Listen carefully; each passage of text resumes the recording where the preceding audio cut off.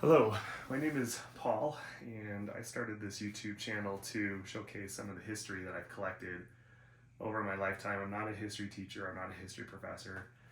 I'm a history buff, and this is my hobby, is to collect history of all kinds. I have old books, historical documents, um, historical artifacts from events in history, buildings in history, wars, that kind of thing.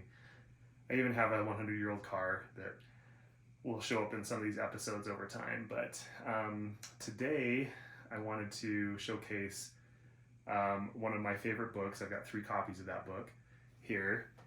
And that book is A Christmas Carol. So A Christmas Carol was first printed in December of 1843. It was bound or printed before December 17th, or by December 17th, 1843. I believe it hit bookstores on December 19th, 1843, and by December 24th, Christmas Eve, it had sold out of all 6,000 copies of what was the first edition. And this is 3 copies of those 6,000. The first one that I wanted to show is my favorite one of the 3, and that is this one. This is what's called a trial edition of A Christmas Carol. The reason why it's called the trial edition is if I turn to the title page, you'll notice that the title page is in red and green ink. Down at the bottom also, you won't be able to see, it's a lot fainter. There's an 1844 print date. Now, these trial editions were printed for Dickens to inspect. Dickens may have actually held this very book because of that. He wanted the title page to be printed in red and green because 1, green was his favorite color, and 2, it's a Christmas book, and red and green are Christmas colors. But when he looked at this title page and saw how the green showed up on the paper itself, he didn't like how it looked. He felt it more resembled an olive appearance rather than the green he was hoping for. He also didn't like the 1844 date. That was something the Victorian era booksellers did, or book printers did, was that if you printed a book, or a book was going to hit the bookstores for the first time in December of a year, the date showing up on the title page of that book would actually be the following year. So in this case, 1844. But Dickens said, hey, this is Christmas of 1843. I wanted to say 1843 on there. So that was changed. Again, experts will agree that this copy of the first edition of A Christmas Carol is the scarcest of all the copies, and because there weren't very many of them printed. So I'm very fortunate to have acquired this. When you look for what's called a first state, or first printing, or first issue, they're all kind of used interchangeably, of the first edition. One of the things that you'll want to look for is what shows up right here, and that is that stave 1 is shown up as a Roman numeral rather than a spelled out word. This is different than all the rest of the staves, even in this very volume right here, and that the rest of them have the word spelled out rather than a Roman numeral. A lot of the experts will say that any copy that has stave Roman numeral 1 is a first issue, first state, first printing, whatever word you want to use, of the first edition. But some will also contend that having 14 to 15 millimeters of distance between this stamped wreath on the cover and the blind stamping that you probably won't be able to see that's along the edges of the book also denotes a first state. There's another first state point too related to this wreath, and that is actually in the word Dickens here on the cover, in that it is unbroken, meaning that the serif at the bottom of the D is showing up here. Now, in subsequent editions, that broke or it disappeared. I don't know if the typesetter, the punch used, was flawed or broke off after these first editions were printed, but nevertheless, that's one of the first state points. Another one of the first or points of contention is what color the end papers are. So this has yellow end papers. That was a default for the time. These end papers have kind of a sheen to them, but Dickens wanted them green as well. So the printer actually painted green onto the end papers. It didn't work out very well. It was streaky, it flaked off. He didn't like it, so he said, never mind, don't print them up with that. So One of the three main experts on first editions of A Christmas Carol, there's Eckel, there's Smith, there's Todd.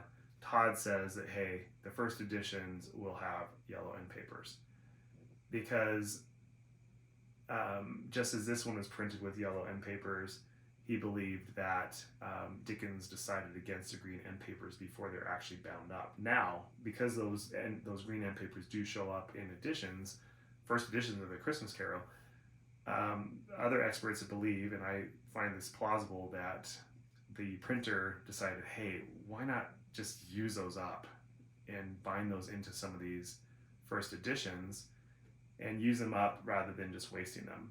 And so you will have amongst collectors that are trying to find what they believe is the true first, and that is with the red and blue title page rather than the red and green like this one shows up as, and stave Roman numeral 1 right here, but with the green end papers.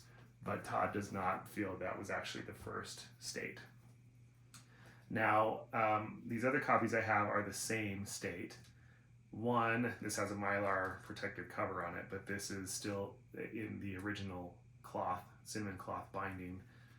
This would be a second state. I feel it's a second state. Some will say it's a third state because they try to differentiate this trial edition as its own first state from other Stave 1 first states. But this has the red and blue title page, 1843 date. It also has the Roman numeral, or sorry, not Roman numeral 1. It's got the Stave 1 spelled out here. This is a later first edition. Now again, there's only 6,000 copies, so probably not that much later. But it also has the yellow end papers. These are all very valuable. Yes, that trial edition is the scarcest of all of them, but these do cost quite a bit to acquire one of these. This is the same state as that last one I showed. However, this has a contemporary leather binding. A lot of the people who could afford it back when these were first purchased, they did not like the cloth binding on their books. They wanted leather. So they would take it back to a bookbinder and have it bound up in leather. Now this is old enough that it's deteriorating, and you can see some loss of the leather on the spine. The front and rear boards have actually been reattached with some tissue paper. That's a repair that was made to this. You'll see some very ornate stamping, gold leaf stamping, even on the inside of this.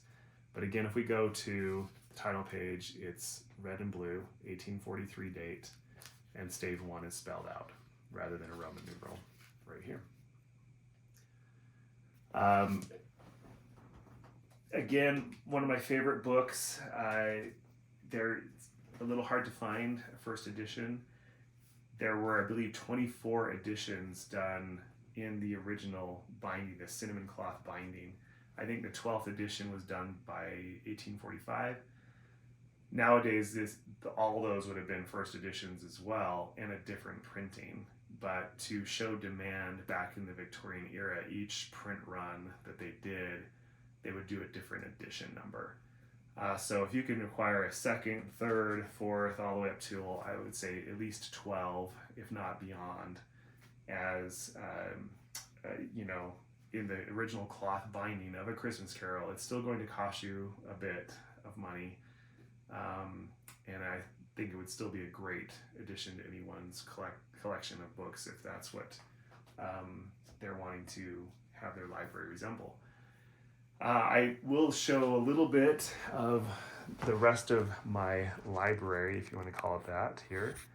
And we'll be talking about a lot of these things over time, but this just kind of shows a little bit about what I like. I've got all different kinds of artifacts and books in here, and so we will talk about these as well as go visit different places and even ride around in my 100-year-old car at some point in time. Again, thank you, and stay tuned for the next episode.